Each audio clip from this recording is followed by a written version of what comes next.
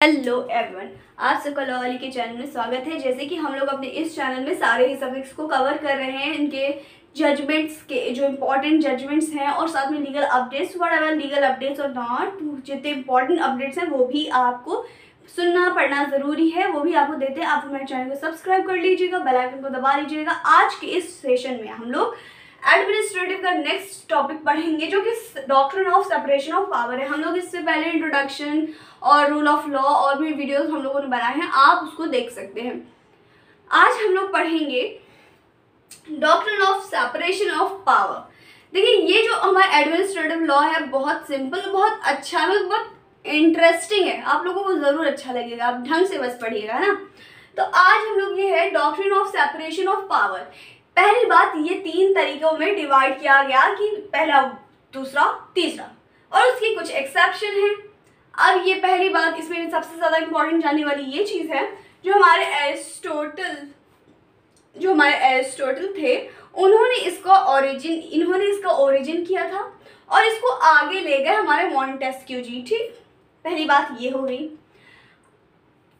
जो ये डॉक्ट्रिन है, इसमें 3 चीज़ों को डिवाइड किया गया है। Doctrine of separation of power को 3 भाग में डिवाइड किया गया है। पहला, same person should not form past of more than 1/3 organ of government. देखिए, सेपरेशन ऑफ पावर्स, इसका मतलब ये हुआ जो भी पावर्स हैं सबकी सेपरेट हैं। अगर आप लोगों को हमारे डीपीएसपी में अगर कॉन्स्टिट्यूशन पढ़ा होगा, डीपीएसपी में आर्टिकल है, वो आर्टिकल मुझे कमेंट सेक्शन में लिख के बताइएगा कौन सा आर्टिकल है जिसमें ये दिया हुआ है कि जो जुडिशरी है, जो एग्जीक्यूटिव है, मतलब जो सेपरेशन ऑफ पावर के बारे में बताता है।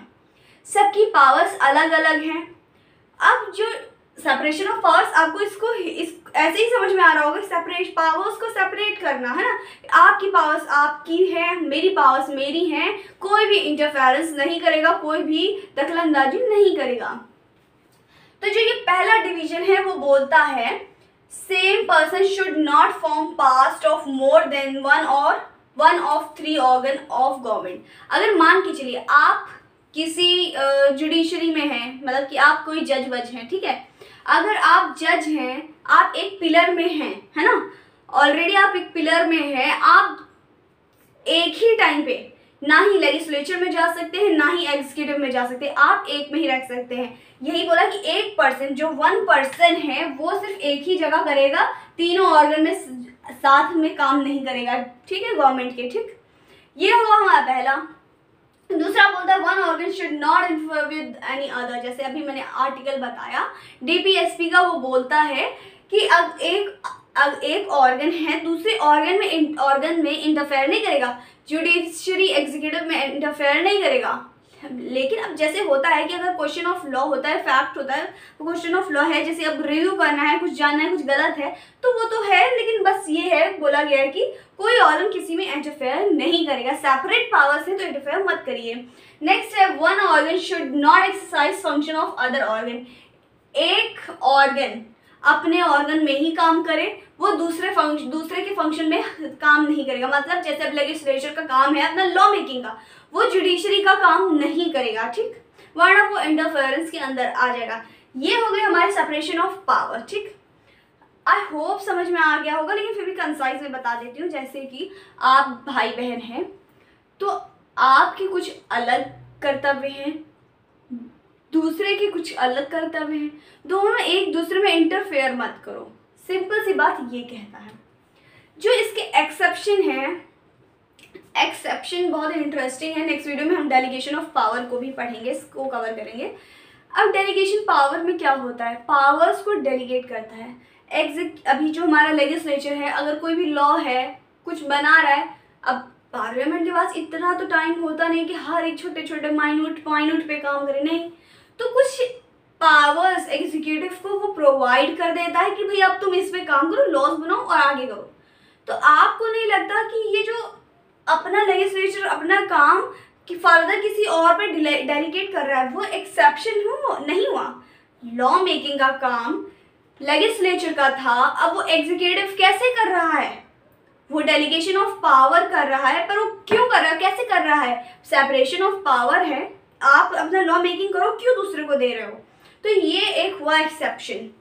दूसरा, जज मेड लॉ प्रेसिडेंट। अब प्रेसिडेंट आप लोगों को मालूम नहीं होगा, मैं ये मान के चलती हूँ, मैं पहले इस प्रेसिडेंट का मतलब बता देती हूँ। प्रेसिडेंट वो होता है अगर कोई भी जज, कोई भी मतलब कि जैसे कोई जज ऐसा कोई जजमेंट देता है, जैसे हम लोगों ने केशवानंद भारती के केस में बेसिक स्ट्रक्चर डॉक्ट्रिन को एडॉप्ट किया था। वो क्या हुआ, अब एक तरीके से फिक्स हो गया कि बेसिक स्ट्रक्चर रहेगा ही रहेगा। आप बेसिक जो पार्लियामेंट है वो बेसिक स्ट्रक्चर को भी छेड़ नहीं सकती है। तो ये हम लोगों ने क्या रखा है, अपने पास एक तरीके से सजा के रख लिया है कि अब उसको कोई टच नहीं कर सकता है। अगर कोई केस आता है कल को हमारे आर्टिकल 14, आर्टिकल 15 जिनका भी वॉयलेशन होता है, तो मैं जा सकती हूँ कि भाई केशवानंद भारती के केस में बोला गया था कि आप बेसिक स्ट्रक्चर को नहीं टच कर सकते हो, तो पार्लियामेंट ऐसा क्यों कर रही है, मैं क्वेश्चन कर सकती हूँ। तो अगर किसी मतलब कि जज से ऐसा प्रेसिडेंट बन जाता है जो फर्दर केसेस में लागू होने लगता है, जैसे कि आज थेफ्ट हुआ, थेफ्ट की 7 साल की सज़ा दी गई, तो कल अगर सेम मैनर का केस आया तो उस केस में भी 7 साल की ही सज़ा दी जाएगी। ठीक, अब मैंने ये प्रेसिडेंट समझाया है। अब ये जज मेड लॉ प्रेसिडेंट एक्सेप्शन के अंदर कैसे आया, अब बोलते हैं पावर होती है लॉ बनाने की लेजिस्लेचर के पास, लेकिन अगर प्रेसिडेंट हो गया किसी केस के अंदर, ये चीज़ फिक्स हो गई, आप इसमें ऐसे ही करोगे। प्रेसिडेंट क्या बना, जो लेजिस्लेचर है उसने बनाया 10 साल की सज़ा मिलेगी आपको सिर्फ थप्पड़ मारने पे। ठीक, मान के चलिए एग्जाम्पल। अब क्या होता है, कोर्ट पहुंचता है केस, कहते हैं भैया इन्होंने हमें थप्पड़ मारा, इनको 10 साल की सज़ा दी जाए। लेकिन क्या करती है कोर्ट, ऑब्जर्व करती है सही है गलत है, सब कुछ चेक करने के बाद देखती है कि नहीं इतना कोई बहुत बड़ा हीनियस क्राइम नहीं हुआ है, चलो 10 महीने की सज़ा दे दी, बहुत है। ठीक है, तो ये प्रेसिडेंट बन गया कि भाई 10 साल की सज़ा थप्पड़ मारने पे नहीं होगी, 10 महीने की सिर्फ होगी।